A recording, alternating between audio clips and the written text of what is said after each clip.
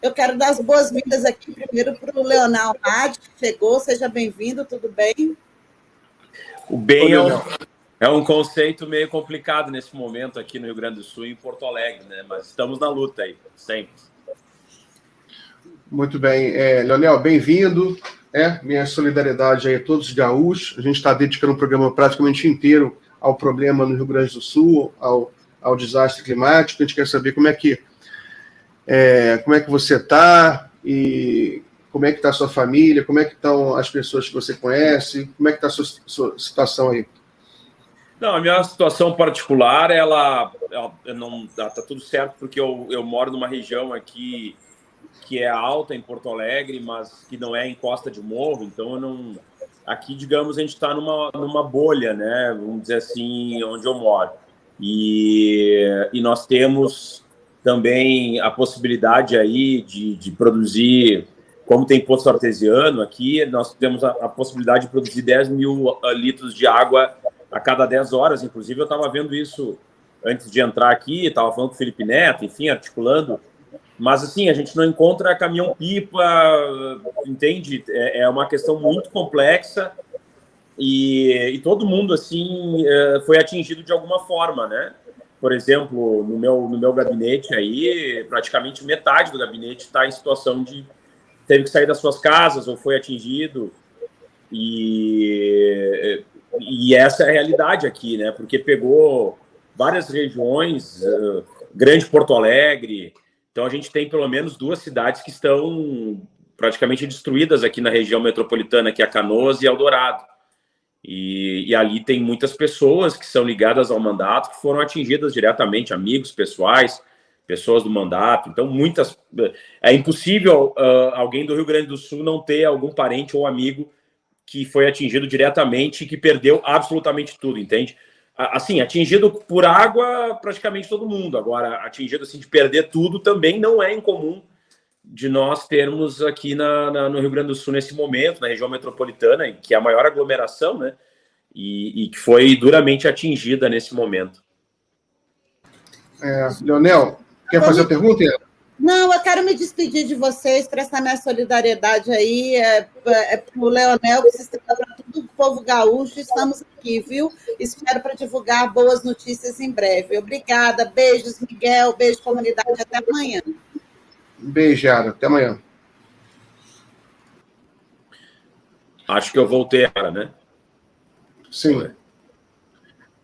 Leonel, voltou. Leonel, quais são os principais problemas aí que as pessoas estão vivendo? Você já mencionou água, né? Água. Como é que está a questão da energia elétrica também? O que está acontecendo? Nós temos aí somente 40% das regiões que têm água potável ainda. Então, 70% das regiões não tem mais água potável aqui em Porto Alegre. As várias regiões estão tendo as luzes desligadas por causa da eletrocução, né, do choque. Então, onde alaga, eles desligam a energia elétrica, mas não só na região que está alagada, porque muitos cabos de luz que levam a regiões que não estão alagadas passam pela região alagada e eles precisam desligar. Então, muitas regiões sem luz. E agora começa aquela situação distópica de assaltos, violência, descontrole, né, turbas, enfim, que é o que Leonel, nós estamos... Diga. O som está meio ruim. Eu queria até um feedback do pessoal aí, para saber se é minha internet ou é sua. Eu estou te escutando bem. Eu estou te escutando bem. Você está me escutando bem, né? Estou escutando bem. A sua voz está com algum probleminha? Eu vou perguntar aqui ao Gui. Deixa eu sair e voltar, então. Eu vou sair e voltar. Sai e volta. Sai e volta que geralmente melhora.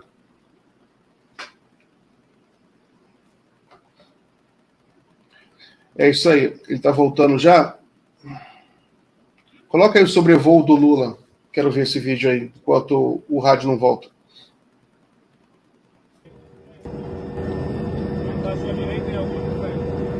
E como é que está a situação lá? Mercado. Aquele é o mercado municipal.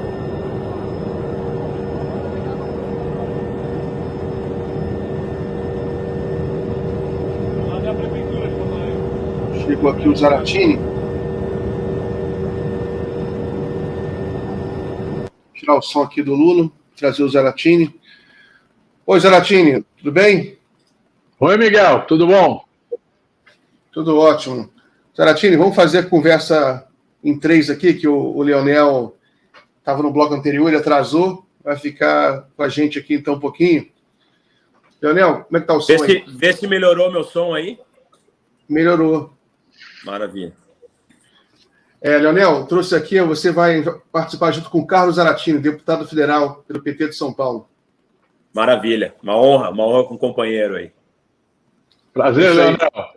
Prazer é meu.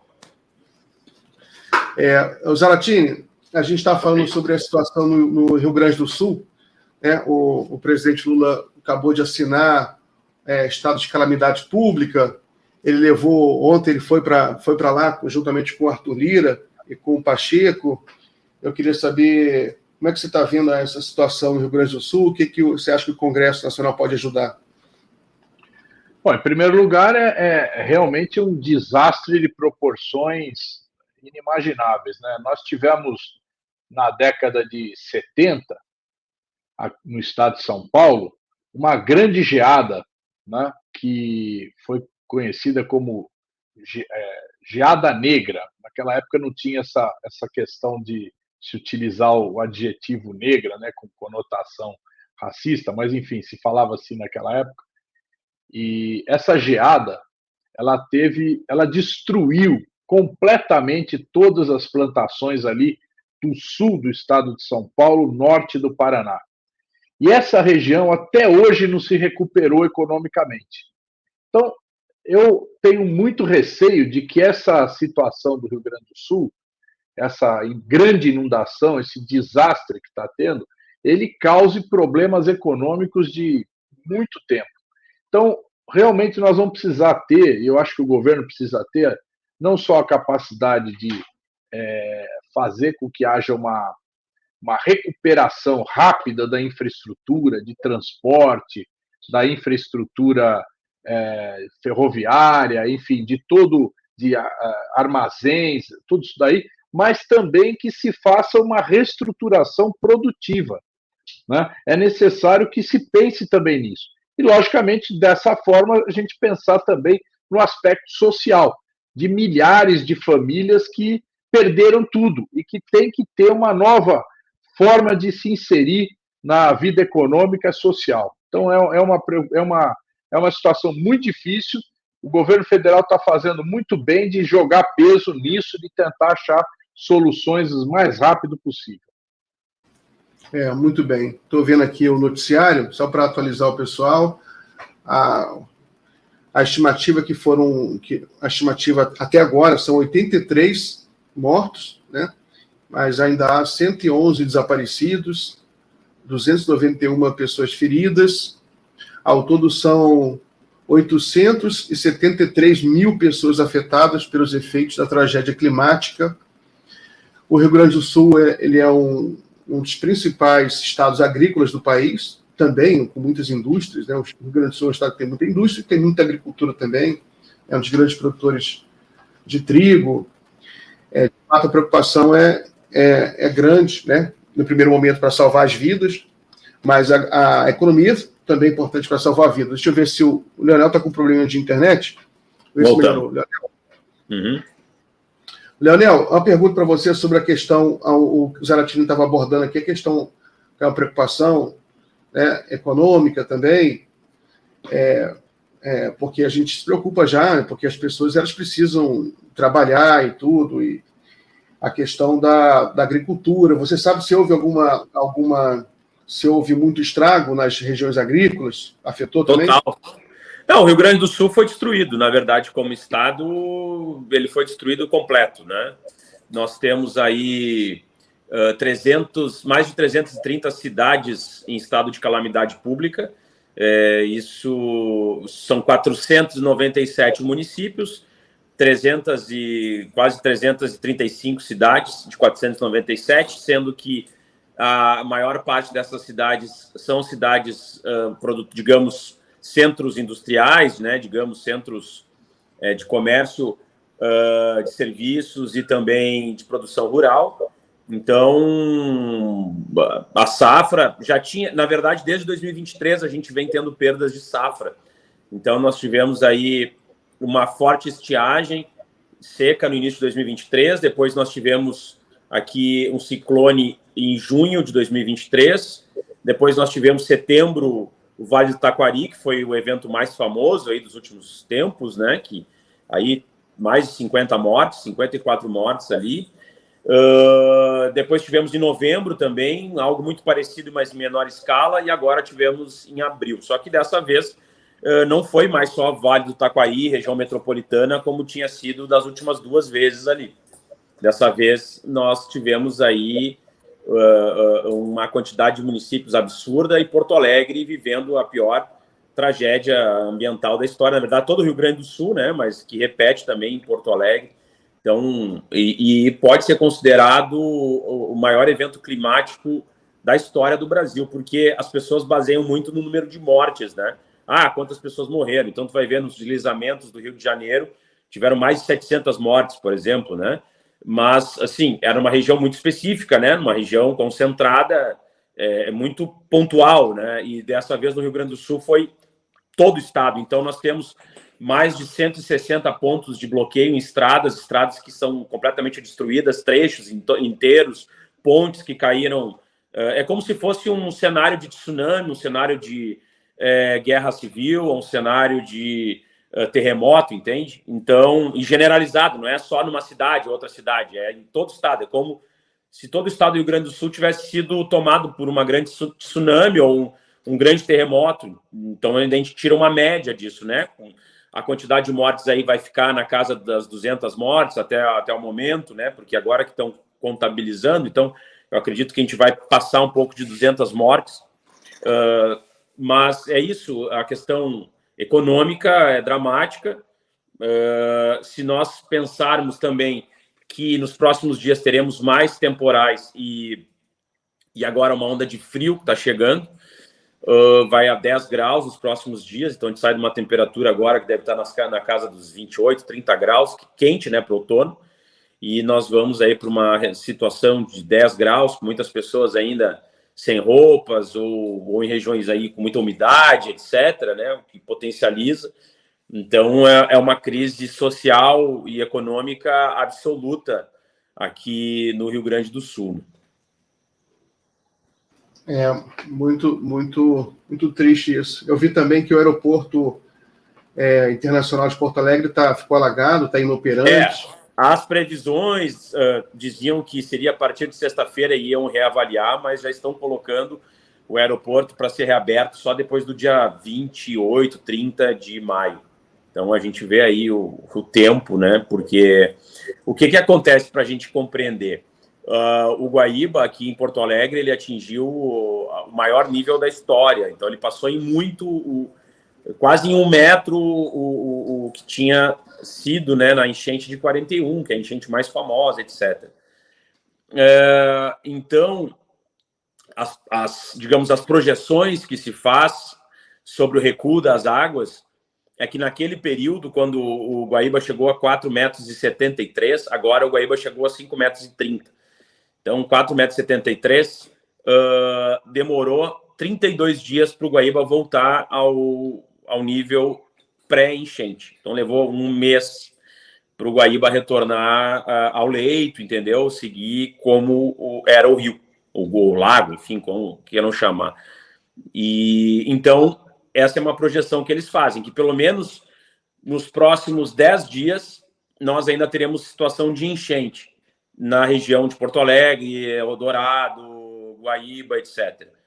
E que isso vai recuar nos próximos 4 dias, pelo menos 3 a 4 dias, recua dessa situação extrema que a gente está vivendo agora, que é a expansão da enchente, recua e estabiliza, e pode demorar de 10 dias, pelo menos, a ter uma situação, entre aspas, de uma enchente, e não essa catástrofe, e que depois vai demorar pelo menos mais uns 20 dias para voltar o Guaíba a sua realidade usual.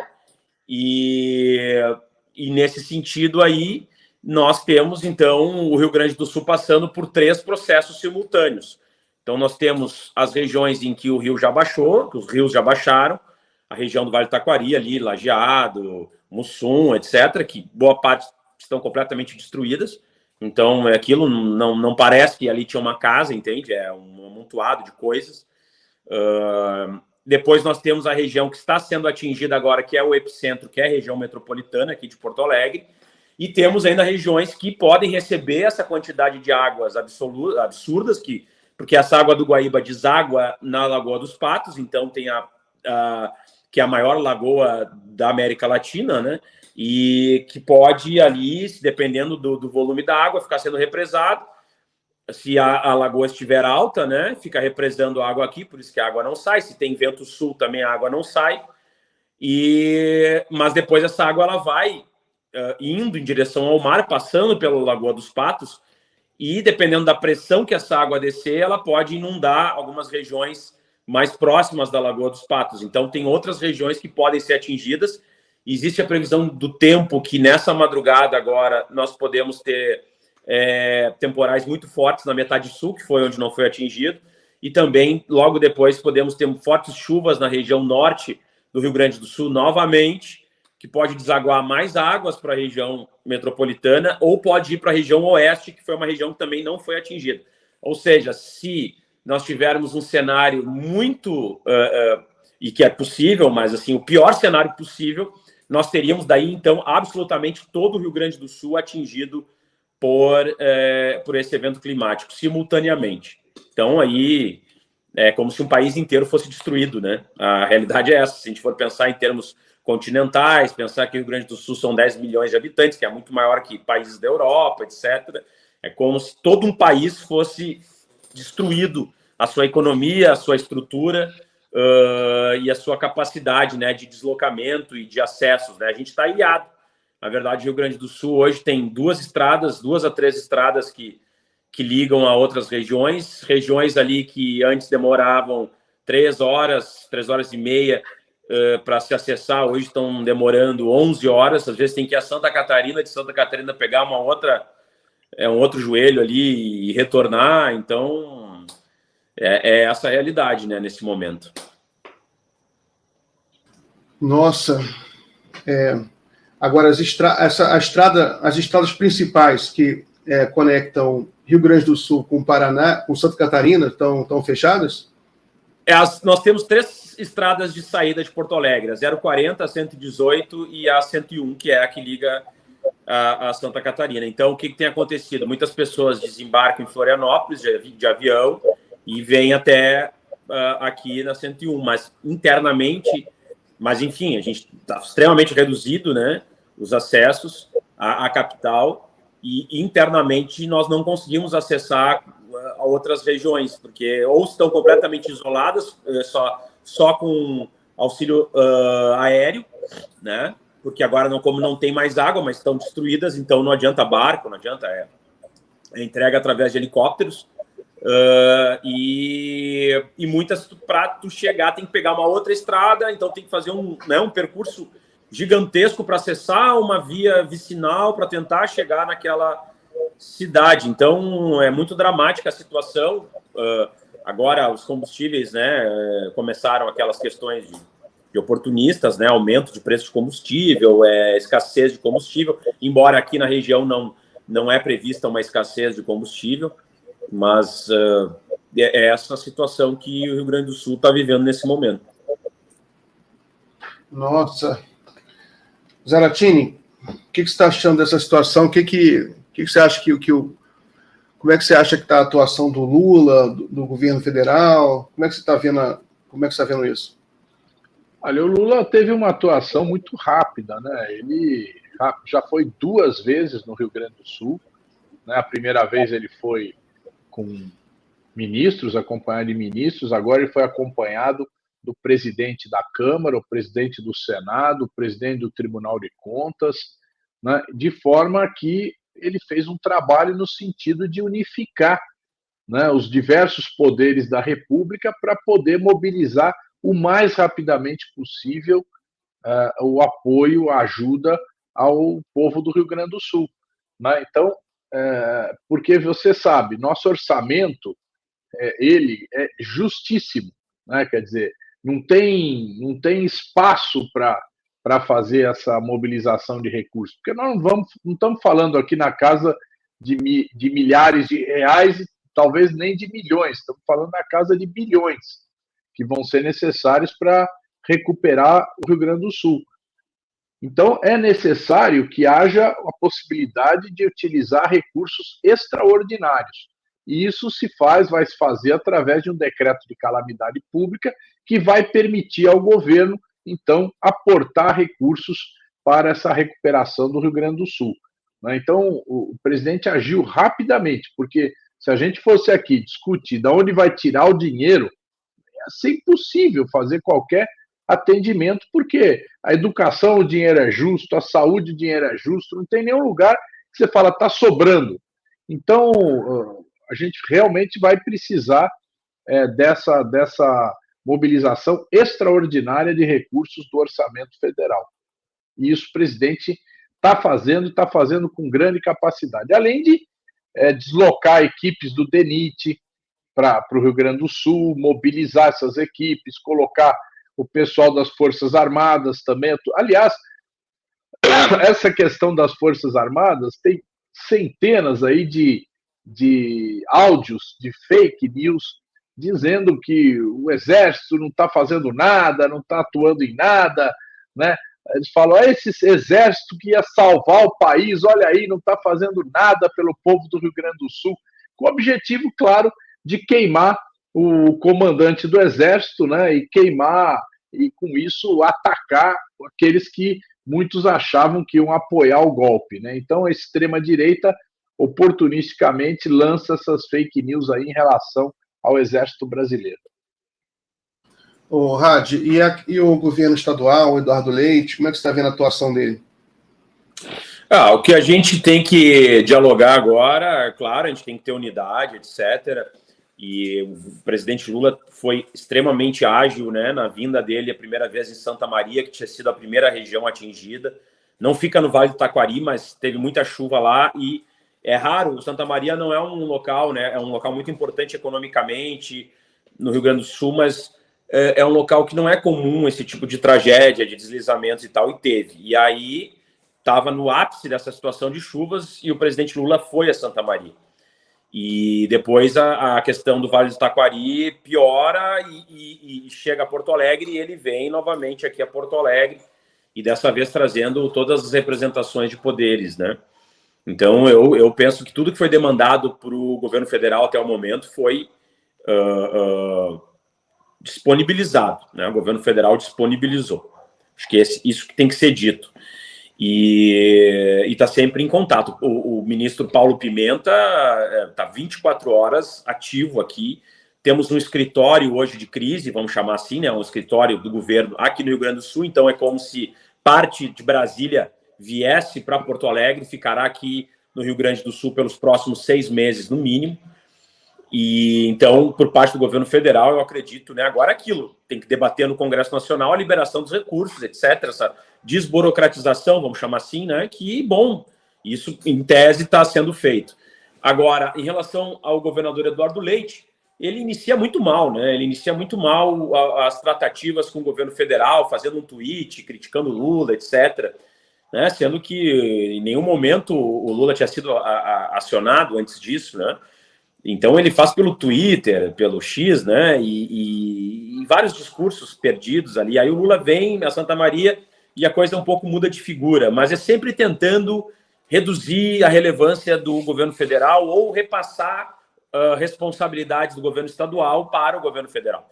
O que eu quero dizer com responsabilidades? Quem faz a gestão de catástrofes dentro da divisão entre União, Estados e municípios é o governo do Estado. O governador ele tem que demandar ao governo federal nos equipamentos, nos recursos, na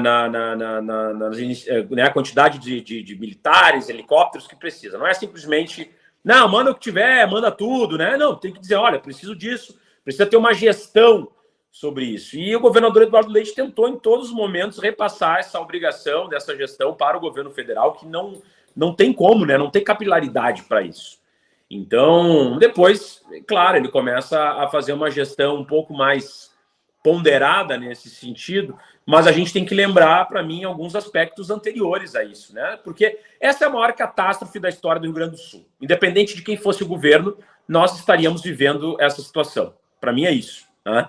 Mas muita coisa poderia ter sido feita anteriormente.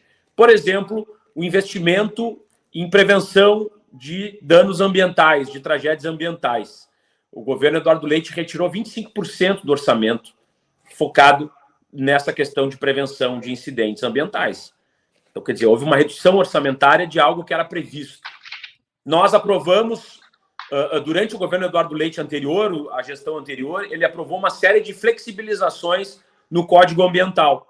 E a mais grave para mim foi feita, então, no início de 2024, quando nós tivemos a situação envolvendo a votação de uma flexibilização no Código Ambiental depois dos eventos de setembro e novembro que eu narrei para vocês.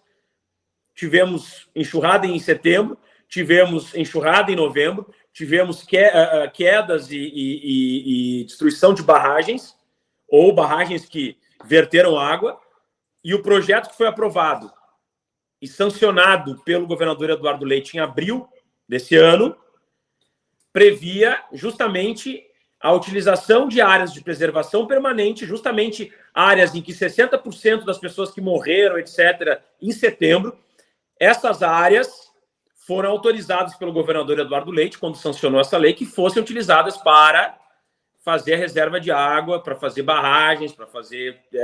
poderiam desmatar, etc. Então, qual é o critério, entende? Algo que passou, já tinha previsão, e ele, no negacionismo ambiental, no meu entendimento, sanciona uma lei que vai de encontro àquilo que deveria ter sido feito a partir da experiência que tivemos em setembro e novembro. E ele, em abril desse ano, ele sanciona essa lei. Então, entende? É simbólico o que acontece anteriormente, como chegamos até aqui. Claro que não é uma situação restrita ao Rio Grande do Sul. Isso é uma situação global. Nós precisamos realmente compreender que estamos no aquecimento global. O Rio Grande do Sul hoje é a prova cabal de que existe aquecimento global e que temos pouco tempo para reverter isso. O Rio Grande do Sul pode se transformar num estado de pessoas que têm que ter migrações ambientais. Entende? Nós somos refugiados ambientais nesse momento. Nós teremos aí vários refugiados, porque as pessoas que tiveram a sua cidade atingida 3 vezes em menos de um ano, destruída totalmente, essas pessoas vão ter que migrar. E vão para onde? Com que recurso? Com que casa? Se perderam absolutamente tudo. Por mais que o governo envie recursos, essas pessoas estão zeradas, resetaram a vida delas, começaram do zero.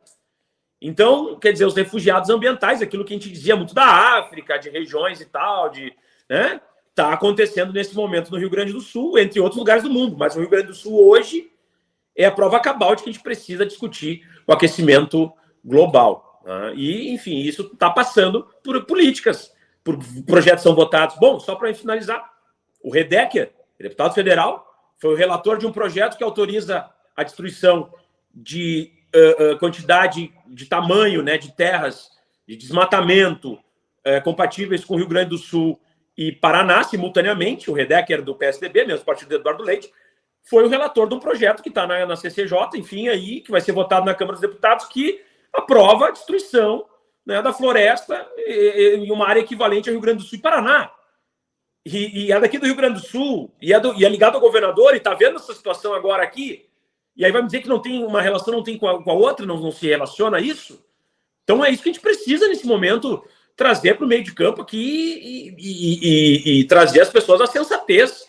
O que está acontecendo? O que falta mais para a gente aqui? O que adiantou flexibilizar absolutamente tudo para o agronegócio, para os produtores, etc., se agora a economia do Rio Grande do Sul foi reduzida a nada, as plantações foram reduzidas a nada, a economia foi reduzida a nada, a produção do Estado não existe, né? E aí a gente vai, não, a gente precisa, porque a produção precisa aumentar, então vamos flexibilizar a lei ambiental. Qual o objetivo disso? Qual o propósito disso?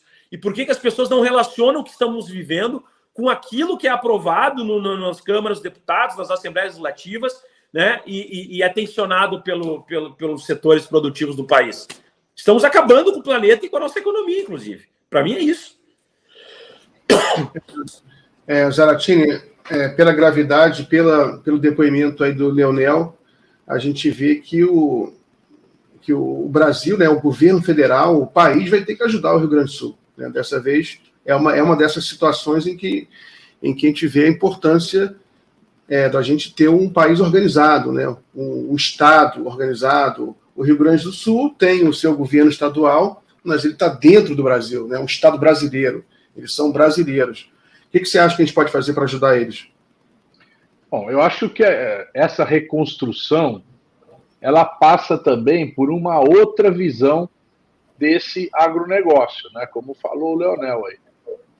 Nós precisamos reconstruir, mas reconstruir de uma forma que seja sustentável. Então, se mantiver o mesmo modelo, se mantiver a mesma premissa, nós vamos reconstruir, daqui a pouco nós vamos ter que reconstruir de novo e dali a pouco reconstruir de novo, porque as coisas vão se sucedendo, né? Então, nós tivemos um desastre climático aqui também em São Paulo, na Serra do Mar, né? Foi tudo... é uma chuva excepcional, só que essas chuvas excepcionais, elas estão se transformando em normais, né? Não estão mais sendo excepcionais. Então, é necessário que a gente mude a forma de enxergar as coisas, né? E isso não estou falando aqui só do governo, né? Mas todos os agentes econômicos, todas as forças sociais. É evidente que o agronegócio tem que repensar a forma que atua no Brasil, né? E no mundo como um todo, mas no Brasil, que é onde a gente está discutindo aqui. Quer dizer, nós somos um dos maiores produtores de alimentos do mundo, a nossa agricultura é potente, porém, ela absorve muito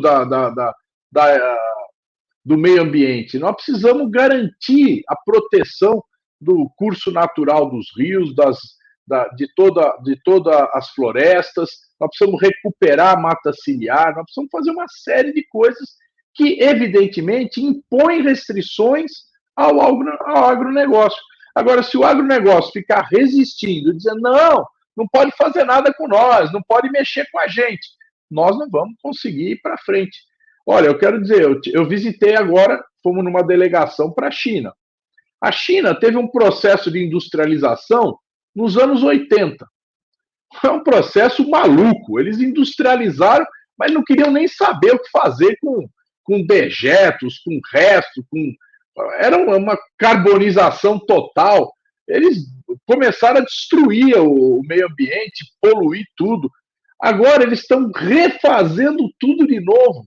Então estão recuperando rios, recuperando lagoas,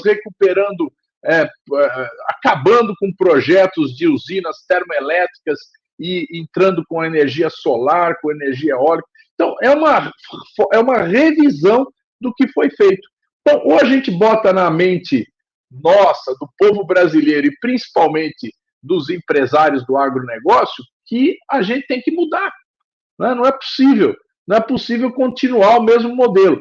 Vamos reconstruir? Vamos. Eu acho que o governo tem que colocar recursos mesmo.